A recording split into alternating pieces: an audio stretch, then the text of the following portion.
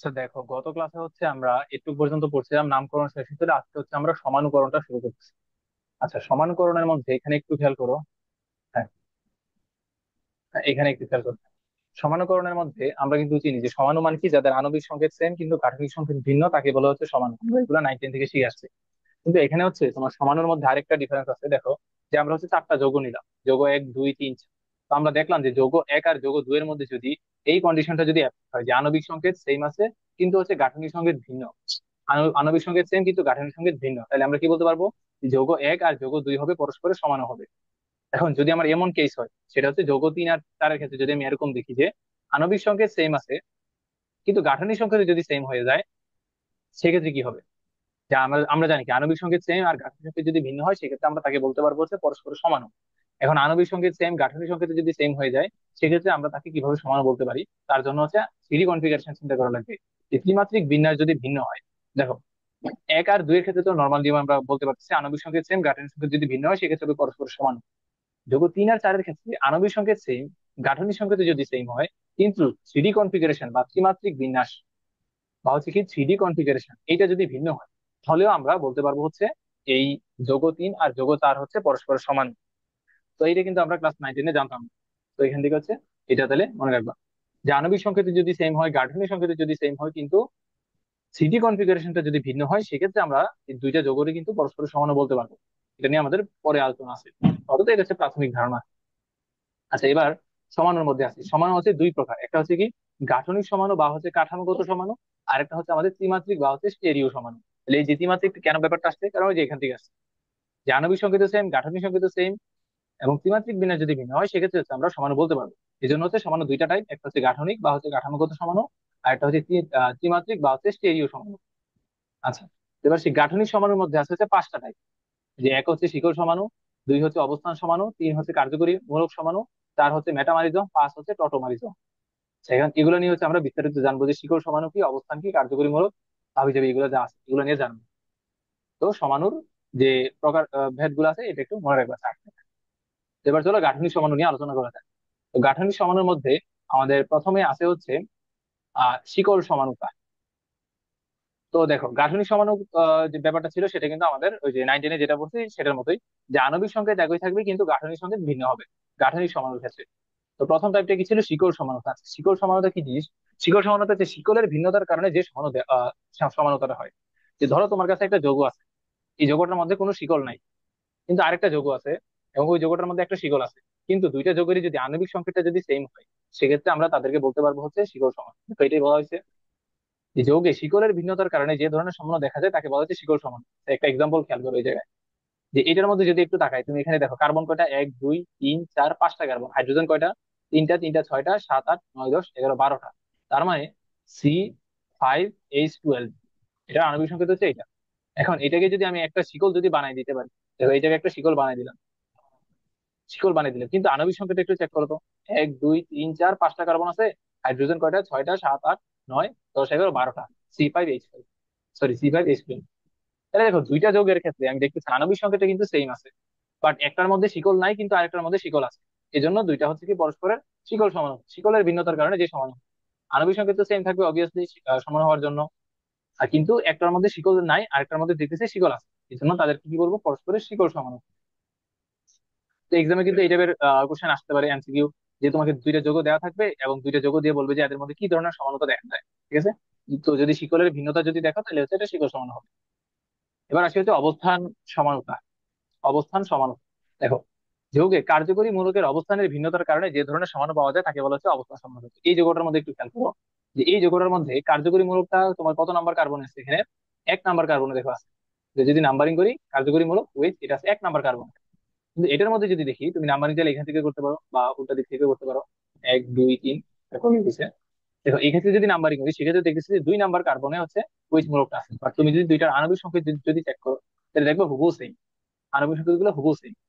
তাহলে ভিন্নতা কোন জায়গায় হয়েছে? যে অবস্থান সমানতা, মানে কার্যকরী মূলকের অবস্থানটার কারণে, যে একবার বসছে হচ্ছে 1 নাম্বার কার্বনে, আরেকবার বসছে হচ্ছে 2 নাম্বার কার্বনে। এরকম যদি সমানতা দেখি যে কার্যকরী মূলকের অবস্থানের ভিন্নতার কারণে যে একটা হচ্ছে এত নাম্বার কার্বনে বসতেছে, আরেক জায়গায় গিয়ে হচ্ছে সেটা হচ্ছে ভিন্ন আরেকটা নাম্বারে বসতেছে, সেক্ষেত্রে হচ্ছে আমরা তাদের কি বলবো? পরস্পর হচ্ছে অবস্থান সমানতা। যে এটার মধ্যে হচ্ছে 1 নাম্বার কার্বনে ওয়েজ বসছে আর এটার ক্ষেত্রে 2 নাম্বার কার্বনে হচ্ছে ওয়েজটা বসছে, তাহলে সেক্ষেত্রে কি হবে, অবস্থান সমানতা হবে। আচ্ছা। আচ্ছা দেখো, এটারে এটারে তুমি যদি বলো যে ভাই এটা হচ্ছে শিকড় সমানতা, শিকড় দেখো, শিকড় সমানতার মধ্যে এখানে কিন্তু আমার ওই যে এক্সট্রা কোনো কার্যকরী মূলক কিন্তু ছিল না, বাট এখানে হচ্ছে কার্যকরী মূলক কিন্তু চলে আসছে। আর যখন হচ্ছে কার্যকরী মূলক চলে আসবে তখন হচ্ছে কিন্তু তুমি বাকিগুলো দিয়ে চেক করবা যে অবস্থান সমানের মধ্যে পড়তেছে কিনা, কারণ অবস্থান সমানের মধ্যে কিন্তু শর্তই ছিল যে কার্যকরী মূলকের অবস্থানের ভিন্নতার কারণে যে সমানতা হয় সেটা হচ্ছে আমার এখানে অবস্থান সমানতা। ঠিক আছে, তো এই ব্যাপারগুলো একটু চেক করবে। তারপরে আসছে দেখো কার্যকরী মূলক সমানতা, যে কার্যকরী মূলকের ভিন্নতার কারণে দেখো, অবস্থান সমানতার কার্যকরী মূলক সমানতার মধ্যে পার্থক্যটা হচ্ছে এই জায়গায় যে অবস্থান সমানতার মধ্যে দুইটা যোগের মধ্যে কার্যকরী মূলকটা সেম থাকবে, কিন্তু ভিন্ন কার্বনে থাকবে। যে এটার মধ্যে আছে 1 নাম্বারে ওয়েট, এটার মধ্যে আছে 2 নাম্বারে ওয়েট, বাট কি কার্যকরী মূলকটা কিন্তু সেম আছে। কার্যকরী মূলক সমানতার মধ্যে যেটা হবে সেটা হচ্ছে কার্যকরী মূলকটাই ডিফারেন্ট হয়ে যাবে। যেমন দেখো এটার মধ্যে কি আছে, ওয়েট আছে, বাট এটার মধ্যে কি আছে, এটার মধ্যে কিন্তু আমার ইথার মূলক চলে আসছে, কার্যকরী মূলকটাই হচ্ছে ডিফারেন্ট হয়ে গেছে। কিন্তু তুমি দুইটা যদি আণবিক সংকেত যদি চেক করো সেক্ষেত্রে দেখবা সেম। আণবিক সংকেত কত হয় দেখো, দুইটার জন্য কত আসবে, C2H6O, C2H6O, দেখো দুইটার জন্য কিন্তু আণবিক সংকেতটা কিন্তু সেম, বাট গাঠনিক সংকেত কিন্তু ভিন্ন। একটার মধ্যে কার্যকরী মূলক হিসেবে আছে হচ্ছে ওয়েজ, আরেকটার মধ্যে আছে হচ্ছে ইথার মূলক। তাহলে কার্যকরী মূলকটাই যদি পাল্টায় যায় সেক্ষেত্রে আমরা তাকে বলবো হচ্ছে কার্যকরী মূলক সমানুপাতিক। আর কার্যকরী মূলকটা সেম থাকে যদি তার অবস্থানটা যদি পাল্টায় সেক্ষেত্রে আমরা তাকে বলবো যে অবস্থান সমানুতা। সবাই কি একটু পর্যন্ত বুঝছি? জি দাদা। জি ভাই। আচ্ছা এবার দেখো আমরা হচ্ছে এমসিকিউর জন্য এই কয়েকটা জিনিস মনে রাখবো এমসিকিউর জন্য, কারণ পরীক্ষায় কিন্তু তুমি এই যে একদম মিলে মিলে দেখবে এত টাইম কিন্তু নাই, তো এমসিকিউর জন্য এগুলো মনে রাখবা। দেখো যদি তোমার সংকেতটা যদি এরকম হয়, দেখো CnH2n+2O, এইরকম যদি হয় সংকেতটা, মানে আণবিক সংকেতটা যদি এরকম হয় তাহলে এটা কার কার সমান হবে, এটা হবে অ্যালকোহলের সমানও, মানে একটা একটা সমান হবে অ্যালকোহল আর একটা সমান হবে ইথার। কেমনে চেক করতে পারি, তুমি এটার দিকে একটু তাকাও, দেখো তো এটা এরকম হইতেছে কিনা। CnH2n+2O, এন এর ভ্যালু হচ্ছে তুমি 2 বসাও, তাহলে এখানে কত আসবে, 2 × 2 + 2 মানে হচ্ছে 6, C2H6O। তো এটা কই থেকে পাইলাম, এই যে এখান থেকে পাইছি না, তাহলে এটার মধ্যে কি, এটা একটা হচ্ছে আমার অ্যালকোহল মূলক আরেকটা হচ্ছে কি আমার ইথার মূলক, তো এই জন্য বলা হয়েছে এটা CnH2n+2O। তাহলে যদি এরকম হয় তাহলে কি কি কি হবে, একটা হবে অ্যালকোহল মূলক, মানে একটা হবে অ্যালকোহল সমাণু আরেকটা হবে হচ্ছে ইথার সমাণু। তো এক্সামে যদি তোমার দেয়, তোমার কিন্তু এত টাইম নেই যে একদম খুঁজে খুঁজে বার করা যে কোনটা কার সমান। সেক্ষেত্রে হচ্ছে তোমার যদি এই জিনিসটা একটু মেমোরাইজ রাখতে পারো তাহলে খুব ভালো একটা বেনিফিট পাবে MCQ তে। তাহলে হচ্ছে CnH2n+2 ও যদি হয় তাহলে এটা কার কার সমান হবে, অ্যালকোহলের সমান হবে আর হচ্ছে ইথারের সমান হবে। আর যদি এখন এরকম হয় যে এই যে +2টা যদি না থাকে, অর্থাৎ CnH2nO যদি থাকে, CnH2nO যদি থাকে তাহলে এটা কার কার সমান হবে, অ্যালডিহাইডের সমান হবে আর হচ্ছে কিটোনের সমান হবে। অ্যালডিহাইড মানে কি CHO, কিটোন মানে কি CO, এগুলো কিন্তু আমরা জানি, এগুলো হচ্ছে এমসিকিউর জন্য মনে রাখবে। তারপর হচ্ছে CnH2nO2, এটা যদি হয় তাহলে এটা কার কার সমান হবে, কার্বক্সিলিক অ্যাসিডের সমান হবে, এস্টারের সমান হবে, এগুলো কিন্তু এমসিকিউতে আসে। CnH2n যদি হয় সেক্ষেত্রে কি হবে, অ্যালকিনের সমান হবে এবং চাক্রিক অ্যালকেনের সমান হবে। CnH2n+2 যদি হয় তাহলে এটা কি হবে, অ্যালকাইনের সমান এবং হচ্ছে চাক্রিক অ্যালকিনের সমান। এই পার্থক্য আছে কিন্তু, এটা হচ্ছে অ্যালকেন আর এটা হচ্ছে কি অ্যালকিন। CnH2n-2 যদি হয় সেক্ষেত্রে হবে অ্যালকাইন এবং চাক্রিক অ্যালকিন। CnH2n যদি হয় সেক্ষেত্রে হবে অ্যালকিন আর হচ্ছে চাক্রিক অ্যালকেন। CnH2n+2O যদি হয় অ্যালকোহল ইথার। CnH2nO যদি হয় অ্যালডিহাইড কিটোন। CnH2nO2 যদি হয় কার্বক্সিলিক অ্যাসিড আর হচ্ছে এস্টার। তো এটা এমসিকিউর জন্য একদম সৃষ্টের একটা টপিক, এমসিকিউর জন্য এটা মনে রাখবেন। আচ্ছা। আচ্ছা ধরো এখান থেকে এমসিকিউটা কিভাবে আসে একটা এক্সাম্পল দেখালাম, আমি আরেকটা এক্সাম্পল দেখাই। ধরো তোমার কোশ্চেনে বলা আছে হচ্ছে এরকম যে ধরো C3H6O, এটা দিয়ে দিছে কোশ্চেন, দিয়ে বললো হচ্ছে যে এটা কার কার সমানু পাওয়া যেতে পারে। তোমার অপশনে কিন্তু এগুলো থাকবে যে কার কার সমান, এরকম জোড়া জোড়া থাকতে পারে বা আলাদাভাবে থাকতে পারে। তো এটা কার কার সমান হবে, অ্যালডিহাইডের সমান হবে, অ্যালডিহাইড অ্যালডিহাইড অ্যালডিহাইড অ্যালডিহাইড আর হচ্ছে কি কিটোনের সমান। এটা দেখো C3H6O, মানে এটা কার সাথে মিলতেছে, CnH2nO। তাহলে CnH2nO কোন জায়গায়, এই জায়গায়, তাহলে এটা কি হবে, অ্যালডিহাইড আর হচ্ছে কিটোন। বুঝছো? তাহলে কিন্তু ধরো তুমি যদি এই শর্টকাট যদি না জানো সেক্ষেত্রে কিন্তু তোমার একদম বাইর করে দেখা লাগতো, যে এগুলো তুমি বিশ্লেষণ করে দেখতে যে কার সমান হইতেছে কার সমান হইতেছে না। বিরাট এক ঝামেলা রাখতো। ঠিক আছে, তো এমসিকিউর জন্য হচ্ছে এগুলো একটু মনে রাখবা, তাহলে খুব ইজিলি এমসিকিউ সলভ। আচ্ছা তারপর আছে হচ্ছে মেটামারিজম। দেখো কি বলা হয়েছে এখানে, মেটামারিজম, যে যৌগে অক্সিজেনের দুই পাশে প্রধান শিকলে কার্বন পরমাণুর সংখ্যার ভিন্নতার কারণে যে সমানতা দেখা যায় তাকে বলবো হচ্ছে আমরা কি মেটামারিজম। তাহলে দেখো তো আমরা কিন্তু এটাও বলতে পারি যে মেটামারিজমটা আসলে কার মধ্যে দেখা যায়, মেটামারিজম দেখা যায় হচ্ছে তোমার ইথারের মধ্যে।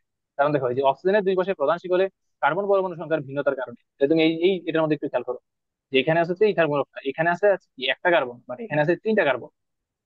আবার এটার মধ্যে যদি একটু তাকাই, এখানে আছে হচ্ছে ইথার মূলকটা, এখানে আছে যে দুইটা কার্বন, এখানে আছে যে তিনটা কার্বন। এবার এখানে যদি একটু তাকাই, এখানে আছে দুইটা, এখানে আছে হচ্ছে তিনটা, আবার একটা শিকল আছে। তুমি যদি একটু খেয়াল করো যে এখানে যে তিনটা যে যৌগ আছে, এই যে এইটা এইটা আর হচ্ছে এইটা, তিনটা যৌগের আণবিক সংকেত গুলা দেখবে একদম সেম। আণবিক সংকেতটা কত হয় দেখো, আহ এক, দুই, তিন, চারটা, চারটা কার্বন, তাহলে হবে C4, হাইড্রোজেন তিনটা, তিনটা ছয়টা, সাত আট নয় দশ, H10, আর হচ্ছে O। তাহলে দেখো এখানে যেগুলো আছে সবগুলা কি, এগুলো কিন্তু ইথারের সমান। এই যে এখানে যে তিনটা আছে এগুলো কি ইথারের সমান। তো আমরা কিন্তু একটু আগে কিন্তু দেখে আসছি যে এরকম যদি হয় সেক্ষেত্রে কি অ্যালকোহল আর ইথার সমান আমরা পাইতাম। তো এখানে কি দেখতেছি এগুলো হচ্ছে ইথারের সমান। তো তোমাকে যদি ইন্ডিভিজুয়ালি বা জোড়ায় জোড়ায় না দিয়ে যদি ইন্ডিভিজুয়ালি এমসিকিউ যদি দেয়, যে বললো হচ্ছে এই যোগটা কি নির্দেশ করে বা কার সমানু নির্দেশ করে, সেটা কি হবে ইথারের সমানু নির্দেশ করে। আর মেটামারিজম এটা কিভাবে বুঝবো, ইথারের ক্ষেত্রে এই যে অক্সিজেনের দুই পাশে কার্বন পরমাণু সংখ্যার ভিন্নতার কারণে যে সমানুটা হয়। যেমন যদি ধরো যে প্রথম দুইটার মধ্যে যদি একটু খেয়াল করি, যে এখানে আছে অক্সিজেন, এর এক পাশে আছে হচ্ছে একটা কার্বন আর আরেক সাইডে আছে হচ্ছে তিনটা কার্বন। এখান থেকে তুমি যে আণবিক সংকেতটা পাইবা, আর এখানে যে মাঝখানে আছে ধরো অক্সিজেন, দুই সাইডে হচ্ছে দুইটা দুইটা কার্বন আছে, তাহলে এই ক্ষেত্রে যে আণবিক সংকেতটা হবে দুইটা হবে সেম। কারণ আমরা কি বলতে পারবো, এখানের যে যৌগটা আছে আর এখানের যে যৌগটা আছে, দুইটা হচ্ছে কি একটা আর একটা সমাণু। কোন কেসে সমাণু হয়, মেটামারিজমে সমাণু হয়। সবাই কি বুঝছি একটু? জি দাদা। জি ভাই। ওকে, তারপর আসি হচ্ছে আমরা টটোমারিজমের মধ্যে। দেখো কি বলা হয়েছে, টটোমারিজমকে বলা হয়েছে গতিশীল সমানুতা বা কিটোনীয় সমানুতা। এই জিনিসটা হচ্ছে তোমার ইয়াতে অর্গানিকের লাস্টের দিকে দেখবে বিক্রিয়া সলভ করতে কাজে লাগবে এটা। এই জিনিসটা কি আসলে, খেয়াল করো যে যোগে একটা কার্যকরী মূলক যদি স্বয়ংক্রিয়ভাবে অন্য একটা কার্যকরী মূলকে রূপান্তরিত হয়, তাহলে এই ধরনের সমানুতা দেখা যায়। এখন কথা হচ্ছে যে কেন হচ্ছে একটা কার্যকরী মূলক স্বয়ংক্রিয়ভাবে আরেকটার মধ্যে কনভার্ট হবে। এটার কারণ হচ্ছে আমরা ব্যাখ্যা করতে পারি যে বিভিন্ন টেম্পারেচারের ইফেক্ট, প্রেসারের ইফেক্ট, বিভিন্ন ইফেক্ট আর কি, যে প্রাকৃতিক যে ইফেক্ট গুলো থাকে ওই ইফেক্ট গুলোর কারণে দেখা যায় যে একটা যৌগের মধ্যে যে কার্যকরী মূলকটা থাকে তার অভ্যন্তরীণ শক্তি চেঞ্জ হয়ে যায়। তার অভ্যন্তরীণ শক্তি কেন চেঞ্জ হয়, ওই যে প্রাকৃতিক যে ইফেক্ট গুলো আছে, টেম্পারেচার, প্রেসার, হাবি জাবি আরো যেগুলো আছে এগুলা, এগুলোর জন্য কি হয়, তার অভ্যন্তরীণ শক্তিটা চেঞ্জ হয়ে যায়। তো অভ্যন্তরীণ শক্তি যদি চেঞ্জ হয়ে যায়, সেক্ষেত্রে কিন্তু তার বন্ডের যে কনফিগারেশনটা আছে ওইটা পুরোটা পাল্টে যায়। যেমন এখানে একটা এক্সাম্পল দেওয়া আছে, খেয়াল করো যে এখানে আমি যদি এটার দিকে যদি একটু তাকাই, আমি দেখতেছি কি এটা হচ্ছে কীটনমূলক জায়গায় আসলে একটা কীটনমূলক। কারণ এটার অভ্যন্তরীণ শক্তি যদি চেঞ্জ হয়ে যায়, তাহলে দেখবো হচ্ছে সেটা এরকম একটা যোগে কনভার্ট হয়ে গেছে, এরকম একটা যোগে কনভার্ট হয়ে গেছে। এটা কি আমার একটা অ্যালকিন যৌগ, দেখো এখানে কিন্তু একটা অ্যালকিন অ্যালকিন মূলক আছে, এবং কি একটা অ্যালকোহল মূলক আছে। তো দেখো এখানে কি আমার একটা অ্যালকিন মূলক আছে, অ্যালকিন মূলক আছে, আবার এখানে কি একটা ওয়েজ মূলক আছে, অ্যালকোহল, অ্যালকোহল। আর এটা আমার কি ছিল, কিটোন ছিল, কিটোন। আর এখানে দেখো এই যৌগটার মধ্যে যেহেতু আমার অ্যালকিনও আছে অ্যালকোহল আছে, তো এই যৌগটাকে আমরা সংক্ষেপে ডাকতে পারি হচ্ছে ইনল যৌগ, ইনল যৌগ, ইনল যৌগ। ইনল যৌগ কারা, যাদের মধ্যে হচ্ছে আমার অ্যালকোহল থাকবে, সাথে হচ্ছে একটা অ্যালকিন মূলক থাকবে, ইনল যৌগ। তাহলে দেখো আমার ছিল হচ্ছে কিটোন, এখন বিভিন্ন চাপের প্রভাবে তার বন্ড যে কনফিগারেশনটা আছে সেটা চেঞ্জ হয়ে গেছে, অভ্যন্তরীণ শক্তি চেঞ্জ হয়ে গেছে, এই জন্য সে কি কিসে কনভার্ট হয়ে গেছে, ইনল যৌগে কনভার্ট হয়ে গেছে। তাহলে দেখো কিটোনটা কিসে কনভার্ট হচ্ছে, ইনল যৌগে। এই জন্য হচ্ছে টটোমারিজমের আরেক নাম কি, কিটো ইনল সমানতা। এই কিটোন মূলকটা স্বয়ংক্রিয়ভাবে ইনলে কনভার্ট হয়ে যাবে, কারণ কি প্রাকৃতিক চাপের প্রভাবে তার অভ্যন্তরীণ শক্তি চেঞ্জ হয়ে যায়। আর অভ্যন্তরীণ শক্তি যদি চেঞ্জ হয়ে যায়, তো তার মধ্যে বন্ড রিঅ্যারেঞ্জ হয়। এই জন্য আমরা দেখলাম কি টটোমারিজমের ক্ষেত্রে কি একটা মূলক স্বয়ংক্রিয়ভাবে আরেকটা মূলকে কনভার্ট হয়ে যায়। তাহলে তুমি যদি একটু চেক করো যে এটার ক্ষেত্রে আণবিক সংকেত যা হবে, এটার ক্ষেত্রে কিন্তু আণবিক সংকেত সেম হবে, কিন্তু হচ্ছে তোমার আহ বন্ড রিঅ্যারেঞ্জ হয়ে গেছে। আগে আমার কি ছিল, অক্সিজেনটা ছিল ডাবল বন্ডে, এবার কিন্তু অক্সিজেন ডাবল বন্ডে নাই, অক্সিজেন আছে সিঙ্গেল বন্ডে, কার্বন চলে আসছে ডাবল বন্ডে। তাই তুমি জাস্ট এক্সামের জন্য জাস্ট এই এক্সাম্পলটা মনে রাখলেই চলবে, কারণ এই এক্সাম্পলটা যাতে বারবার ঘুরে ফিরে পরীক্ষায় আসে। ঠিক আছে, তাহলে কিটোন থেকে আমরা যদি ইনল যৌগ যদি পাই, সেক্ষেত্রে তার সমানুকরণটা কিরকম হবে, টটোমারিজম। আর সংখ্যাটাও কিন্তু আসতে পারে যে যৌগে একটা কার্যকরী মূলক স্বয়ংক্রিয়ভাবে অন্য একটা কার্যকরী মূলকে কনভার্ট হইলে যেই ধরনের সমানুতা দেখা যায়, এটাকে আমরা বলবো হচ্ছে টটোমারিজম, বা হচ্ছে গতিশীল সমানুতা বা কিটোইন্য সমানুতা। আচ্ছা গতিশীল কেন বলা হয়েছে, গতিশীল কেন বলা হয়েছে একটু খেয়াল করো, যে ধরো যে কোনো একটা প্রাকৃতিক প্রভাবে তাপচাপের কারণে ধরো এই কিটোন যৌগটা কনভার্ট হয়ে এটা হয়ে গেছে। এখন তাপচাপের ইফেক্টটা যদি আমি সরাই নিই, সেক্ষেত্রে কি, সেক্ষেত্রে কিন্তু এই যৌগটা হচ্ছে আবার আগের অবস্থায় ফিরে যাবে। এটা কিন্তু কন্টিনিউসলি চলতে থাকে। এই জন্য এটা বলা হয়েছে হচ্ছে গতিশীল সমানুতা। কিটোন থেকে ইনল যৌগ তৈরি হয়, আবার ইনল থেকে কিটোন যৌগ তৈরি হয়। তবে কি বুঝছি এটা? জি ভাই। জি ওকে, ভাই। এবার আসি এমসিকিউ। হ্যাঁ হ্যাঁ, কোশ্চেন আছে। জি ভাই, বুঝছি।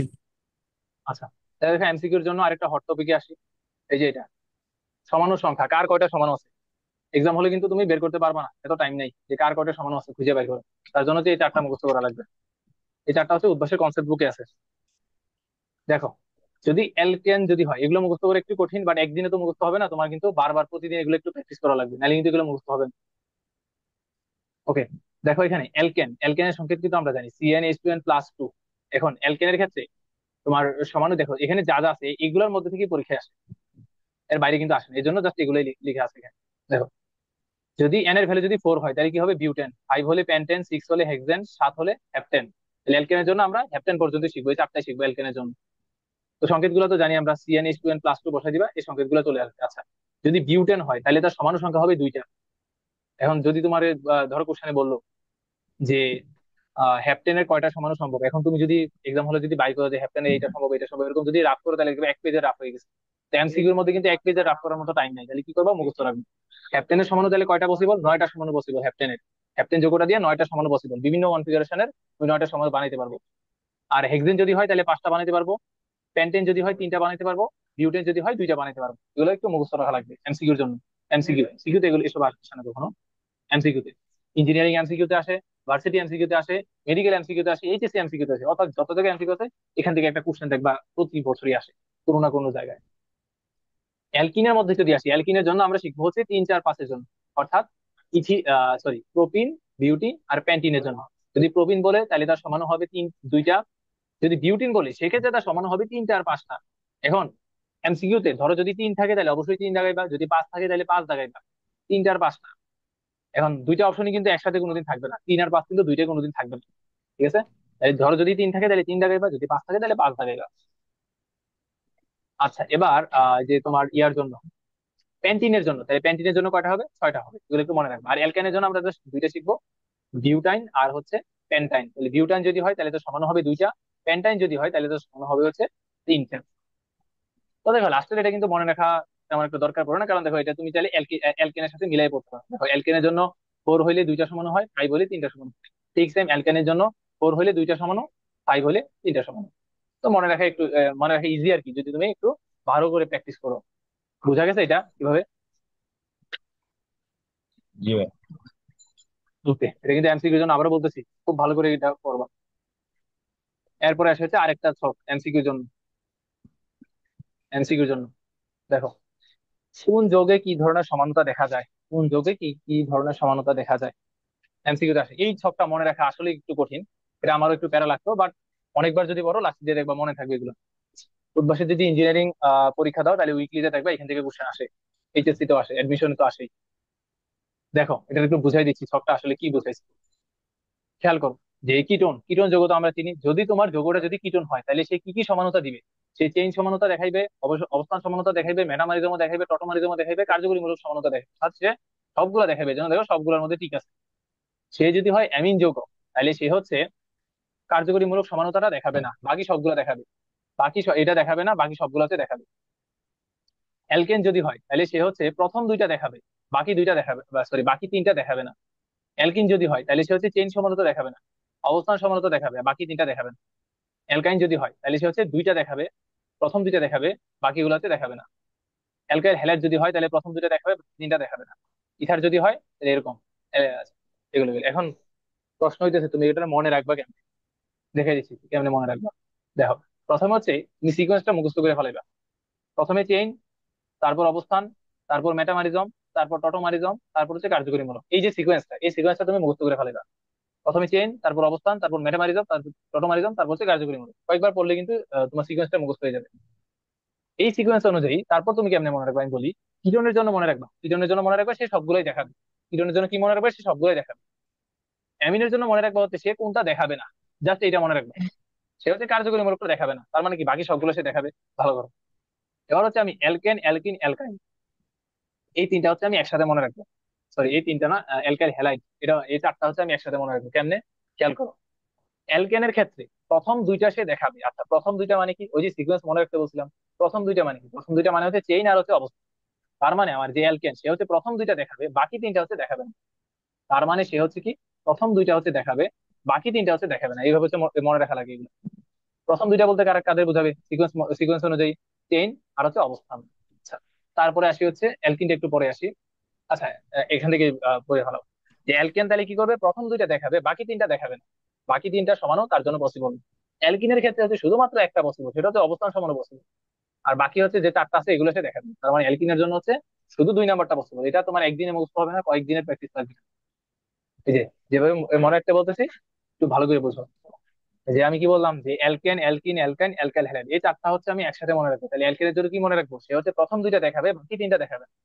অ্যালকিন কি করবে, সে প্রথমটাও দেখাবে না, সে শুধু দুই নাম্বারটা দেখাবে। দুই নাম্বার কি অবস্থান, অবস্থান দেখাবে।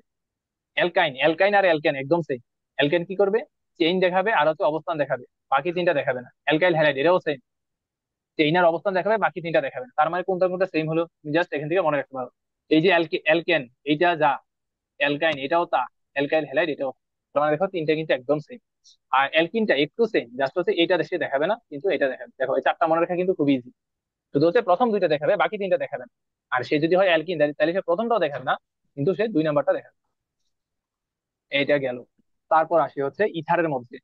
তাহলে ইথারটা কিভাবে মনে রাখবে? ইথারটা হচ্ছে শুধু এক আর তিন দিয়ে মনে রাখবে। ইথার হচ্ছে শুধুমাত্র এক আর তিন, এক নাম্বার আর হচ্ছে তিন নাম্বারটা দেখাবে। এক নাম্বারকে অবস্থান, তিন নাম্বারকে মেটামেরিজম, বাকিগুলো সে দেখাবেন।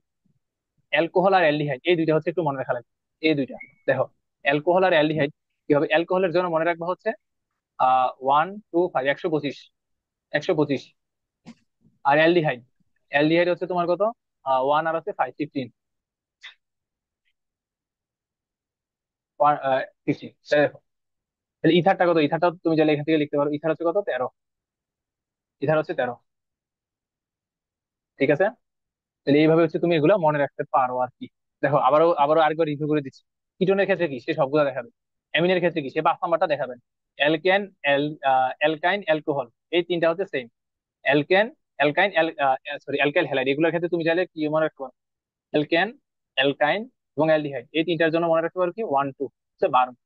এই দুইটা হচ্ছে 12। আমার কি 1 নাম্বার আর 2 নাম্বার দেখাবেন, বাকিগুলো দেখাবেন। আর অ্যালকিনের জন্য কি মনে রাখতে পারো? শুধু 2 মনে রাখতে পারো অ্যালকিনের জন্য। এভাবে চাইলে মনে রাখতে পারো 2। দেখো 2 মানে কি, ওই যে অবস্থান। এই যে এই সিকোয়েন্সটা কিন্তু মনে রাখা লাগবে। সিকোয়েন্স, সিকোয়েন্স অনুযায়ী আমি আগাইতেছি। সিকোয়েন্স অনুযায়ী আগাইতেছি। এটাকে বলতেছে হচ্ছে 1, এটাকে বলতেছে 2, এটাকে বলতেছে 3, এটাকে বলতেছে 4, এটাকে বলতেছে হচ্ছে 5। আচ্ছা, ভালো কথা। তারপর আসি হচ্ছে ইথারের মধ্যে। তাহলে ইথার কি? 1, 3। ইথার মানে হচ্ছে 13। ইথার মানে হচ্ছে 13। 13 কি? চেইন, চেইন সমানতা সে দেখাবে আর হচ্ছে মেটামারিজম সে দেখাবে। দেখো মেটামারিজম মানে কিন্তু ইথার ছিল, তো এটা কিন্তু আর আলাদা করে বলা লাগছে না। মেটামারিজম মানে কিন্তু ইথারের মধ্যে দেখছিলাম আমরা এটা। আচ্ছা, অ্যালকোহল আর অ্যালডিহাইড। তো অ্যালকোহল কি 125, আর অ্যালডিহাইড কি শুধুমাত্র 15। মাঝের দুইটা বাদ, মাঝের যে টুর আছে সেটা বাদ। 1, 5।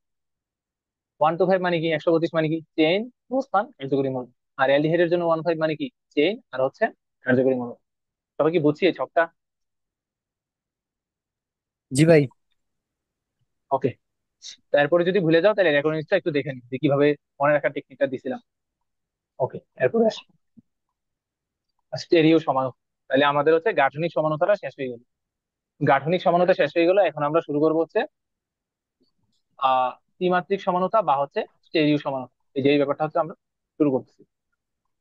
আচ্ছা, ত্রিমাত্রিক সমানুতার মধ্যে আবার দুইটা ভ্যারিয়েশন আছে। একটা হচ্ছে কি জ্যামিতিক সমাণু বা হচ্ছে সিস্টেম সমাণু, আরেকটা হচ্ছে আলোক সমাণু। জ্যামিতিক সমানুর মধ্যে আবার দুইটা পার্ট আছে, একটা হচ্ছে সিস সমাণু আর একটা হচ্ছে ট্রান্স সমাণু। এগুলো আস্তে আস্তে মনে থাকবে, আমি দেখা দিচ্ছি। আলোক সমানুর মধ্যে দুইটা টাইপ আছে, একটা হচ্ছে ডি সমাণু আর একটা হচ্ছে এল সমাণু। ডি মানে হচ্ছে ডেক্সট্রো, ডেক্সট্রো। আর এল মানে হচ্ছে লেভো, লেভো, এলিয়ে ভিউ, লেভো। আচ্ছা, এখন দেখো মনে রাখবা কেন। তাহলে আসি হচ্ছে আমরা স্টেরিও সমাণু বা ত্রিমাত্রিক সমাণু আলোচনা। আচ্ছা, তো ত্রিমাত্রিক সমাণুর মধ্যে আমরা কি কি দেখলাম? দুইটা টাইপ দেখলাম, একটা কি জ্যামিতিক সমাণু আর একটা হচ্ছে আলোক সমাণু। তার মানে স্টেরিও সমাণুর মধ্যে দুইটা টাইপ আছে, একটা কি জ্যামিতিক, একটা হচ্ছে জ্যামিতিক সমাণু, আর আরেকটা হচ্ছে আলোক সমাণু। আলোক সমাণু। জ্যামিতিকের মধ্যে আবার দুইটা পার্ট, একটা হচ্ছে সিস আর একটা হচ্ছে ট্রান্স। আলোকের মধ্যে দুইটা পার্ট, একটা হচ্ছে ডি আর একটা হচ্ছে এল। তাহলে জ্যামিতিকের মধ্যে দুইটা পার্ট, একটা হচ্ছে সিস আর একটা হচ্ছে কি ট্রান্স। আলোকের মধ্যে দুইটা পার্ট, একটা হচ্ছে ডি আর ডি সমান আর একটা হচ্ছে এল সমান। আচ্ছা, এটা গেল। এবার আসি হচ্ছে আমরা জ্যামিতিক সমানুতা বা হচ্ছে সিস ট্রান্স সমানুতা। এই যে জ্যামিতিক সমানুতার মধ্যে আসি। আচ্ছা, তো প্রথম কথা বোঝা লাগবে যে জ্যামিতিক সমাণু কারা দেখাবে, কারা দেখাবে এটা বোঝা লাগবে। আচ্ছা, কারা দেখাবে এটার মধ্যে যদি একটু খেয়াল করো। যদি ফ্রি রোটেশন যদি না ঘটে, দেখো, প্রি রোটেশন যদি না ঘটে সেক্ষেত্রে হচ্ছে জ্যামিতিক সমানতা দেখা যাচ্ছে। এখন কথা হইতেছে প্রি রোটেশন জিনিসটা আসলে কি। প্রি রোটেশন জিনিসটা আসলে কি একটু ভালো করে বুঝো। যে ধরো তোমার কাছে হচ্ছে একটা একটা ধরো একটা লাঠি আছে। ধরো লাঠি আছে, এই লাঠিটা ভারী হইতে পারে, চিকন হইতে পারে, ভারী বা পাতলা হইতে পারে। এখন তুমি ধরো দুই হাত দিয়ে এটা ধরলা, দুই হাত দিয়ে ধরে এটা তুমি এই নিজ অক্ষের সাপেক্ষে ঘুরাইতে থাকো, তাহলে কিন্তু তুমি খুব ইজিলি এটা ঘুরাইতে পারবে। যদি এটা হালকা হয় তাহলে তুমি খুব ইজিলি ঘুরাইতে পারবা, আর যদি ভারী হয় তাহলে একটু ঘুরাইতে একটু প্যারা হবে আর কি। এখন ধরো যদি তোমার কাহিনীটা যদি এরকম হয় যে ধরো তোমার কাছে হচ্ছে একটা একটা লাঠি দিলাম, ধরো একটা চিকন লাঠি দিলাম, আরেকটা ধরো মোটা একটা লাঠি দিলাম, আরেকটা হচ্ছে মোটা একটা লাঠি দিলাম। এখন তোমাদের দুইজনকে বললাম যে একজন একজন আছে হচ্ছে এই জায়গাতে, তুমি ধরবা এক হাতে এই লাঠিটা ধরবা, আরেক হাতে হচ্ছে এই লাঠিটা ধরবা। আরেকজন আছে হচ্ছে এই জায়গায়, সে হচ্ছে এক হাতে এই লাঠিটা ধরবে, আরেক হাতে এই লাঠিটা ধরবে। এখন আমি বললাম যে তোমরা হচ্ছে এই দুইটারে হচ্ছে একসাথে ঘুরাইবা, একই অক্ষের সাপেক্ষে একসাথে ঘুরাইবা। তাহলে একটু চিন্তা করতো যে দুইটারে কি একই সাথে কি ঘোরানো পসিবল কিনা। যেমন এক হাতে আছে হচ্ছে খুবই চিকন একটা লাঠি, আর আরেক হাতে আছে হচ্ছে অনেক ভারী একটা লাঠি। তো দুইটারে কিন্তু আমি একই সাথে কিন্তু রোটেট করতে পারবো না, অনেক কষ্ট হয়ে যাবে, অনেক কষ্ট হয়ে যাবে। তার মানে আমি দেখতেছি আমার আমার যদি একটা লাঠি যদি দাও, একটা লাঠি হয় এটা ভারী হতে পারে বা হালকা হতে পারে, আমি কিন্তু একটা কিন্তু খুব ইজিলি ঘুরাতে পারবো, নিজ অক্ষের চারপাশে আমি এটা ঘুরাতে পারবো। এখন যদি হয় একটা ভারী আর একটা যদি হয় অনেক হালকা, সেক্ষেত্রে কিন্তু আমি এটা ঘুরানো আর পসিবল হবে না, বা এটা অত ইজিলি ঘুরবে না। অত ইজিলি কেন ঘুরবে না একটু চিন্তা করো। কারণ এই হালকাটা কি করবে, হালকাটা হচ্ছে তাড়াতাড়ি ঘুরতে চাইবে, কিন্তু এই যে ভারীটা আছে সে কিন্তু তাড়াতাড়ি ঘুরতে চাইবে না, কারণ সে কিন্তু ভারী। তার মানে আলটিমেটলি কিন্তু এখানে তোমার একটা মানে ঘূর্ণন তেমন একটা পসিবল হবে না, তেমন একটা পসিবল হবে না, হবে না একদম এক্সট্রিম কন্ডিশন ছাড়া। তো আমরা এক্সট্রিম কন্ডিশনের কথা বাদ দিলাম, আমরা স্বাভাবিক অবস্থার কথা চিন্তা করি, সেক্ষেত্রে কিন্তু এই জায়গায় ঘূর্ণন পসিবল হবে না। তো দেখো এবার আমরা যে গল্পটা যে পড়লাম, এই গল্পটা থেকে কি শিখলাম, এই যে এখানে আসি। এবার দেখো কার্বন কার্বন যে সিগমা বন্ড আছে, একক বন্ধন, কার্বন কার্বন যে সিগমা বন্ড, সিগমা বন্ড কি শক্তিশালী বন্ড। তার মানে তুমি এটার সাথে চিন্তা করো, সিগমা বন্ড যদি হয়, ধরো এই জায়গায় একটা কার্বন আছে, এই জায়গায় একটা কার্বন আছে, এটার কিন্তু আমি খুব ইজিলি ঘুরাইতে পারবো, প্রি রোটেশন ঘুরাইতে করতে পারবো, তার নিজকের সাপেক্ষে আমি তারে খুব ইজিলি ঘুরাইতে পারবো। এই জন্য হচ্ছে এটার ক্ষেত্রে হচ্ছে প্রি রোটেশন পসিবল। এবার যদি ডাবল বন্ডের মধ্যে যদি আসি, একটু খেয়াল করো ডাবল বন্ড, একটা হচ্ছে সিগমা বন্ড, একটা হচ্ছে পাই বন্ড। তো পাই বন্ড মানে কিন্তু দুর্বল, সিগমা বন্ড মানে হচ্ছে শক্তিশালী। তার মানে দেখো তো অনেকটা এই কেস হলো কিনা, যে এটাকে চিন্তা করো হচ্ছে পাই বন্ড, পাতলাটাকে চিন্তা করো পাই বন্ড, তার মোটাটাকে চিন্তা করো হচ্ছে সিগমা বন্ড, শক্তিশালী বন্ড। তো এই দুইটারে যদি তুমি একসাথে যদি ঘুরাইতে চাও, এই যে ডাবল বন্ডের ক্ষেত্রে একসাথে যদি ঘুরাইতে চাও, সেক্ষেত্রে কিন্তু আমি অত ইজিলি কিন্তু ঘুরাইতে পারবো না। এই জন্য ডাবল বন্ডের ক্ষেত্রে হচ্ছে ফ্রি রোটেশন হয় না, ফ্রি রোটেশন হয় না, এটার ক্ষেত্রে ফ্রি রোটেশন হয় না। আর ট্রিপল বন্ডের ক্ষেত্রে যে ব্যাখ্যাটা, এটা আপাতত আমাদের না জানলে চলবে, এটা আমাদের সিলেবাসেই নাই, এটা আপাতত না জানলে চলবে। তাহলে মনে রাখবো হচ্ছে এটা এক নাম্বারটা, আর হচ্ছে দুই নাম্বার। যদি সিঙ্গেল বন্ড যদি হয় সেক্ষেত্রে তোমার ফ্রি রোটেশন ঘটবে, আর ডাবল বন্ড যদি হয় সেক্ষেত্রে তোমার ফ্রি রোটেশন ঘটবে না। এখন তাহলে স্টেরিও সমানতার শর্ত কি? আচ্ছা, ফ্রি রোটেশনের ব্যাপারটা কি বোঝা গেছে? জি ভাই, বুঝছি। হ্যাঁ ভাইয়া। তাহলে দেখো এবার হচ্ছে আমরা আসি যে জ্যামিতিক সমানতার শর্তের মধ্যে আসি, যে কোন যৌগগুলো জ্যামিতিক সমানতা প্রদর্শন করবে আর কোন যৌগগুলো জ্যামিতিক সমানতা প্রদর্শন করবে না। এবার আসি দেখো জ্যামিতিক সমানতার শর্ত, এই যে এখানে আছে। দেখো শর্তের মধ্যে আছে হচ্ছে জ্যামিতিক সমানতা ঘটার জন্য মুক্ত আবর্তন ঘটা যাবে না। এই যে এক নম্বর কন্ডিশন কি, মুক্ত আবর্তন ঘটা যাবে না। আর মুক্ত আবর্তন ঘটে না কার মধ্যে? ডাবল বন্ডের মধ্যে। তার মানে কি বুঝলাম, যে কার্বন কার্বন ডাবল বন্ড যারা আছে তারা কি করবে, জ্যামিতিক সমানতা প্রদর্শন করবে, কারণ জ্যামিতিক সমানতা ঘটানোর জন্য প্রথম শর্তই হচ্ছে মুক্ত আবর্তন ঘটা যাবে না। আর মুক্ত আবর্তন ঘটে না কোনটার মধ্যে? ডাবল বন্ডের মধ্যে। তার মানে কি বুঝলাম, যে double bond carbon carbon double bond এরা কি করবে, জ্যামিতিক সমানতা প্রদর্শন করবে। তারপর হচ্ছে দুই ধরনের যৌগ মুক্ত আবর্তন প্রদর্শন করে না, এটা হচ্ছে কি, তোমার হচ্ছে দ্বিবন্ধন যুক্ত যৌগ আর একটা হচ্ছে চাক্রিক যৌগ। তাহলে এরা কি করবে, জ্যামিতিক সমানতা প্রদর্শন করবে। তাহলে এমসিকিউ এমসিকিউতে কিন্তু এই জিনিসটাও কিন্তু আসে, যে নিচের কোনটি জ্যামিতিক সমানতা প্রদর্শন করবে। আগে হচ্ছে অপশন গুলো চেক করবা যে কোনটার মধ্যে তোমার দ্বিবন্ধন যুক্ত যৌগ আছে বা কোনটার মধ্যে চাক্রিক যৌগ আছে। তো এগুলো হচ্ছে কি করবে, এগুলোর ক্ষেত্রে মুক্ত আবর্তন পসিবল না, যার কারণে হচ্ছে এরা জ্যামিতিক সমানতা প্রদর্শন করবে। আচ্ছা, এবার দেখো কি বলেছে, 3 নম্বর শর্ত, দ্বিবন্ধযুক্ত কার্বন গুলোর প্রত্যেকের সাথে ভিন্ন ভিন্ন কার্যকরী মূলক যুক্ত থাকতে হবে। আচ্ছা, এবার চলো হচ্ছে আমরা একটা এক্সাম্পলের মাধ্যমে কাহিনীটা বুঝি। এখানের একটা এক্সাম্পলের মধ্যে আসো। দেখো এইখানে যে এক্সাম্পল, এখানে আমি দেখতেছি কি carbon carbon double double bond আছে, ভালো কথা। কার্বন কার্বন ডাবল বন্ড যদি থাকে সেক্ষেত্রে আমার মুক্ত ঘূর্ণন পসিবল না, এবং সেক্ষেত্রে কিন্তু আমার জ্যামিতিক সমানতা সম্ভব। সম্ভব, তাহলে দেখো এখানে একটা এস রাখলাম, এখানে একটা এস রাখলাম, ভালো কথা। আর এটার ক্ষেত্রে হচ্ছে এখানে একটা এস রাখলাম, এখানে একটা এস রাখলাম, তাও ভালো কথা। এটার ক্ষেত্রে হচ্ছে আমি এখানে একটা সিএস থ্রি রাখলাম, এখানে একটা সিএস থ্রি রাখলাম। আর এটার ক্ষেত্রে এখানে একটা সিএস থ্রি রাখলাম, এখানে একটা সিএস থ্রি রাখলাম। তাহলে দেখো তো দুইটার আণবিক সংকেত যদি আমি চেক করি, আণবিক সংকেত সেম, গাঠনিক সংকেতও সেম। ভালো করে বুঝো, আণবিক সংকেতও সেম। দেখো এরকম কিন্তু ক্রস চিপে, এটাও কিন্তু ক্রস শেপের। আণবিক সংকেত সেম, গাঠনিক সংকেত সেম, কিন্তু ত্রিমাত্রিক বিন্যাসটা কিন্তু ভিন্ন। কেন ভিন্ন? কারণ দেখো, এই যে এটার ক্ষেত্রে উপরে আছে দুইটা হাইড্রোজেন, আর এটার ক্ষেত্রে হচ্ছে কোনাকুনি আছে দুইটা হাইড্রোজেন। আচ্ছা, তাহলে দুইটা হাইড্রোজেন কোনাকুনি থাকলে আর এরকম যদি এক সাইডে থাকে, তাহলে পার্থক্যটা হয় কোন জায়গায় একটু ভালো করে খেয়াল করো। হাইড্রোজেনের মধ্যে যদি একটু খেয়াল করি, হাইড্রোজেন কিন্তু খুবই ছোট একটা মৌল। হাইড্রোজেন খুবই ছোট একটা মৌল, সেই তুলনায় যে CH3 এটা, এটা কিন্তু বিশাল আকৃতি, বড়। এটা কিন্তু বিশাল আকৃতি। আচ্ছা, তাহলে দেখো তো, যে আমি যদি এইটার যদি আকৃতি যদি তুলনা করতে চাই, তাহলে এটার আকৃতি কি আমার অনেকটা এইরকম হইতেছে না? ইউ আকৃতি। আচ্ছা, কেন এটার ইউ বলতেছি? কারণ হাইড্রোজেন আকার গুলো কিন্তু অনেক ছোট। তো এটার আকারটা ভ্যারি করবে কার উপরে? যে CH3 এর উপর। CH3 কিন্তু নিচের দিকে দেখো ব্যান্ড আকৃতির, এই যে একটু উল্টা ইউ, উল্টা ইউ আকৃতির হবে, কারণ হাইড্রোজেন এগুলো খুবই ক্ষুদ্র, এগুলো তুমি বাদ দিতে পারছো। তাহলে আকৃতি হবে এটার ক্ষেত্রে হচ্ছে এইরকম হবে আকৃতিটা। আর এইটার ক্ষেত্রে আকৃতিটা কিরকম হয় একটু খেয়াল করো। যে হাইড্রোজেন কিন্তু অনেক ছোট, তাহলে এটার ক্যালকুলেশন বাদ। তাহলে ক্যালকুলেশন আসবে যে CH3 CH, তাহলে দেখো এটার যে আকৃতি, এটার আকৃতি কিন্তু অনেকটা আমার এইরকম হইতেছে। এই যে দেখো, এই যে এখানে গেলাম, এখানে গেলাম, এখানে আসলাম, এই যে অনেকটা এরকম, এই যে এরকম। এটা কিসে বলা যায় আমি জানি না। এই যে এরকম দেখো তিনটা দাগ, বাঁকা বাঁকা তিনটা দাগ, সিঁড়ির মতো চিন্তা করতে পারো, সিঁড়ির মতো। তাহলে দেখো একটা হইতেছে কি এরকম শেপের, আর আরেকটা হইতেছে হচ্ছে এইরকম শেপ। তাহলে দেখো আমি কি দেখলাম, আণবিক সংকেত সেম, দুইটা আণবিক সংকেত সেম, গাঠনিক সংকেত দেখো ক্রস শেপের, গাঠনিক সংকেত সেম, কিন্তু তার ত্রিমাত্রিক বিন্যাস যদি দেখি, তাহলে এটা হচ্ছে এরকম আর এটা হচ্ছে এরকম। তাহলে দেখো, আণবিক সংকেত সেম, গাঠনিক সংকেত সেম, বাট হচ্ছে ত্রিমাত্রিক বিন্যাসটা ভিন্ন। তাহলে আমরা তাদেরকে কি বলবো? তাদেরকে বলবো যে স্টেরিও সমানুতা। স্টেরিও সমানুতা বলতেছি। কেন তাদের জ্যামিতিক শূন্যতা বলতেছি? কারণ তাদের মধ্যে ফ্রি রোটেশন হবে না, কারণ ডাবল বন্ড আছে। ঠিক আছে, এই জন্য হচ্ছে তাদেরকে, প্রথম কথা হচ্ছে তারা হচ্ছে স্টেরিও সমান। দুই নম্বর কথা হচ্ছে তারা জ্যামিতিক সমান। কেন জ্যামিতিক সমান? কারণ তাদের মধ্যে কার্বন কার্বন ডাবল বন্ড আছে। ঠিক আছে। আবার কিন্তু আমরা জানি যে জ্যামিতিক সমানের মধ্যে কিন্তু আবার দুইটা পার্ট হয়, একটা হচ্ছে সিস, আরেকটা আরেকটা হচ্ছে ট্রান্স। তাহলে আমরা কোনটারে সিস বলবো, কোনটারে ট্রান্স বলবো? যেটা হচ্ছে উল্টা ইউ আকৃতি, সেটাকে আমরা বলবো যে সিস সমাণু, এটার নাম হচ্ছে সিস। আর যেটা হচ্ছে এরকম সিঁড়ির মতো, সেটাকে আমরা বলবো হচ্ছে ট্রান্স সমাণু। তোমার কি বুঝছি একটু? জি ভাই। জি ভাইয়া। আচ্ছা, এবার হ্যাঁ, এবার এখানে আরেকটা জিনিস আছে। আচ্ছা দেখো, এখানে আমি এই জিনিসটা হালকা একটু বলে ফেলি, যে কার্বন কার্বন ডাবল বন্ড যদি থাকে, সেক্ষেত্রে আমরা দেখছিলাম হচ্ছে জ্যামিতিক সমান হবে। সেক্ষেত্রে হচ্ছে কি সিস ট্রান্স থাকবে দুইটা প্রকার ভেদের মধ্যে। আর যদি ধরো কার্বন আর কার্বনের সাথে দ্বিবন্ধ ডাবল বন্ড না থাকে, যদি কার্বন আর নাইট্রোজেনের মধ্যে যদি থাকে, সেক্ষেত্রে একটা জ্যামিতিক সমান পসিবল। তখন তার নাম হয়ে যায় সিস ট্রান্স, না সেটার নাম হয়ে যায় সাইন এনটি। তো এটা হচ্ছে আমাদের আউট অফ সিলেবাস, এটা আমাদের সিলেবাসে নাই, তো এটা নিয়ে এত মাথা না ঘামালে চলবে। উপরেটা জাস্ট মনে রাখবে। আর এখানে জাস্ট এটাই মনে রাখতে পারো যে যদি কার্বন নাইট্রোজেন যদি হয় জ্যামিতিক সমান, সেক্ষেত্রে তার প্রকারভেদ গুলো হয় সাইন আর এনটি। কার্বন কার্বন যদি হয়, সেক্ষেত্রে হবে সিস আর ট্রান্স। এটা জাস্ট মনে রাখতে পারো। আচ্ছা, এবার আসে হচ্ছে এই যে সিস আর ট্রান্সের মধ্যে দেখো, তো সিসের মধ্যে আমরা কি দেখছিলাম, যে একই জাতীয় গুলা পাশাপাশি থাকবে। এই যে দেখো, একই জাতীয় গুলা পাশাপাশি থাকবে, মানে ইউ শেপের আকৃতি বা উল্টা ইউ, উল্টা ইউ। এই যে দেখো ইউ শেপের, তাহলে হচ্ছে উল্টা ইউ চিন্তা করতে হবে। আর ট্রান্সের মধ্যে কি, এই যে কোনাকুনি থাকবে, কোনাকুনি, কোনাকুনি মিল থাকবে। এই যে এখানে থাকবে বি, এখানে থাকবে হচ্ছে বি, এবার এখানে বি, এখানে বি, কোনাকুনি থাকবে। কোনাকুনি যদি থাকে, তাকে আবার বলবো হচ্ছে ট্রান্স। আর যদি ইউ বা উল্টা ইউ আকৃতি হয়, তাহলে তাকে বলবো হচ্ছে সিস।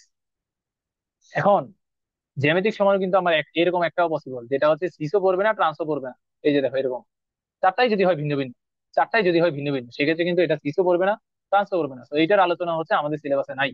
তো আমাদের এটা নিয়ে হচ্ছে মাথা ঘামানোর দরকার। জাস্ট তুমি একটু জাস্ট মনে রাখো যে পাশাপাশি তো পসিবল, কোনাকুনিও পসিবল। পাশাপাশি যদি হয়, সেক্ষেত্রে তাকে বলবো যে সিস। আর কোনাকুনি যদি হয়, তাকে বলবো হচ্ছে আমরা ট্রান্স। তো পাশাপাশি কোনাকুনি ছাড়াও কিন্তু আমার এরকম পসিবল, যে পাশাপাশি হবে না, কোনাকুনিও হবে না। ঠিক আছে, এরকম একটা পসিবল আর কি। তো জাস্ট এটা একটু মনে রাখো, এটা সিলেবাসে নাই। আচ্ছা, এটা এক্সাম্পলের মধ্যে যদি একটু খেয়াল করো, দেখো এক্সাম্পল হচ্ছে, এবার আমরা মেইন যৌগ দিয়ে দেখাই। দেখো 1,2 ডাইব্রোমো ইথিন, এটার কনফিগারেশন যদি আঁকাও, তাহলে দেখো কিরকম হয়। এটা কিন্তু এরকম হবে, 1,2 ডাইব্রোমো ইথিন। দেখো এটার একটা সমানও সিস সমান হতে পারে, আর একটা হচ্ছে ট্রান্স সমান হতে পারে। তো এতদিন নামকরণ আমরা পড়ে আসছি, তো নামকরণ থেকে কিন্তু আমরা খুব ইজিলি এটার যে আণবিক সংকেত বা গাঠনিক সংকেত যাই বলো, এটা কিন্তু তুমি লিখতে পারবে। 1,2 ডাইব্রোমো ইথিনের মধ্যে দুইটা ব্রোমিন থাকবে, ইথিন যৌগ থাকবে, দুইটা ব্রোমিন থাকবে, এক নম্বর কার্বনে দুই নম্বর কার্বন, তাই যোগটা এরকম হবে। তো এই যে 1,2 ডাইব্রোমো ইথিন, এটার তুমি চাইলে দুইটা সমাণু বানাতে পারবে। একটা হচ্ছে তুমি চাইলে সিস সমাণু বানাতে পারবা, আর একটা হচ্ছে তুমি ট্রান্স সমাণু বানাতে পারবে। দেখো সিস সমাণু কেমনে বানাবো, এই যে ইউ শেপের বা ইউ শেপের অথবা উল্টা ইউ শেপের, এভাবে চাইলে আমরা সিস সমাণুটা বানাতে পারবো। ট্রান্স কিভাবে বানাতে পারবো, যদি তুমি কোনাকুনি যদি দিয়ে দাও, দেখো কোনাকুনি যদি দিয়ে দেয়, তাহলে হচ্ছে ট্রান্স হয়ে যাবে। তাহলে সমাণুগুলোর নাম কি হবে, সিস 1,2 ডাইব্রোমিথিন আর ট্রান্স 1,2 ডাইব্রোমিথিন। তাহলে দেখো যৌগ কিন্তু ছিল একটা, এটারে হচ্ছে আমি সিসে কনভার্ট করতে পারলাম, ট্রান্সে কনভার্ট করতে পারলাম। সিস কখন বলবো, যখন যদি আমরা এরকম শেপ যদি বানাতে পারি, এরকম ইউ অথবা উল্টা ইউ আকৃতি। আর ট্রান্স কখন, এরকম যদি কোনাকুনি যদি থাকে, সেক্ষেত্রে হচ্ছে আমরা তাকে ট্রান্স বলতে পারবো। এটুকু পর্যন্ত কি বুঝছি? জি ভাই। ওকে। আচ্ছা, তারপর দেখতে পারো এখানে আরেকটা এক্সাম্পল আছে, এটা হচ্ছে আমাদের মেডিকেল অ্যাডমিশন টেস্টের এমসিকিউ তে আসে। সিনামিক অ্যাসিডের এক্সাম্পল, এটা দেখবে বইয়ের মধ্যে আছে। সিনামিক অ্যাসিড সংকেতটা মুখস্থ করে ফেলাই। C6H5, CH double bond CH C OH। এটা কিন্তু ইঞ্জিনিয়ারিং রিটেনেও দিতে পারে, যে সিনামিক অ্যাসিডের সংকেত লেখো। তো শুধু তো সিনামিক অ্যাসিড দিবে না, তোমার দিবে হচ্ছে সিস সিনামিক অ্যাসিডের সংকেত লেখো, ট্রান্স সিনামিক অ্যাসিডের সংকেত লেখো। ঠিক আছে, তুমি সংকেত একটু মুখস্থ করে নিবে। আচ্ছা, তাহলে দেখো এখানে কেউ একজন মিউট করে নিলে মনে হয় একটু ভালো হইতো। আচ্ছা। আচ্ছা, এখানে দেখো। দেখো, আমরা যেটা বলতেছিলাম যে সিনামিক অ্যাসিডের মধ্যে একটা সিস পসিবল আর একটা হচ্ছে ট্রান্স পসিবল। তাহলে সিস কখন বলবো, যখন হচ্ছে আমাদের ইউ শেপ বা হচ্ছে উল্টা ইউ আকৃতি যখন থাকবে, তখন তাকে বলবো যে সিস। আর কোনাকুনি যদি আমরা যদি রাখি, দেখো এখানে কিন্তু হাইড্রোজেন হাইড্রোজেন কোনাকুনি আছে, সেক্ষেত্রে বলবো হচ্ছে আমরা তাকে ট্রান্স। আর মেডিকেল অ্যাডমিশন টেস্টের জন্য এগুলোর গণনাঙ্ক আর স্থূলনাঙ্ক গুলা মুখস্থ করে রাখবা। আচ্ছা, নেক্সট ক্লাসে আমরা দেখবো কেন এটার গলনাঙ্ক কম আর ট্রান্সের গলনাঙ্ক কেন বেশি। তো এই যে এখানে যে ধর্মগুলো আছে, এগুলো থেকে কিন্তু বিস্তারিত ব্যাখ্যা আছে, সবগুলো আছে ডিটেলস এ ব্যাখ্যা করবো নেক্সট ক্লাসে। আজকে তো টাইম নাই। ঠিক আছে, তাহলে আজকে একটু পর্যন্ত রাখি, আমি স্লাইড গুলো দিয়ে দিচ্ছি, রেকর্ডিংস দিয়ে দিচ্ছি। আচ্ছা ভাই। আর কোনো সমস্যা আছে? না ভাই। না ভাইয়া। ওকে ওকে, তাহলে আমরা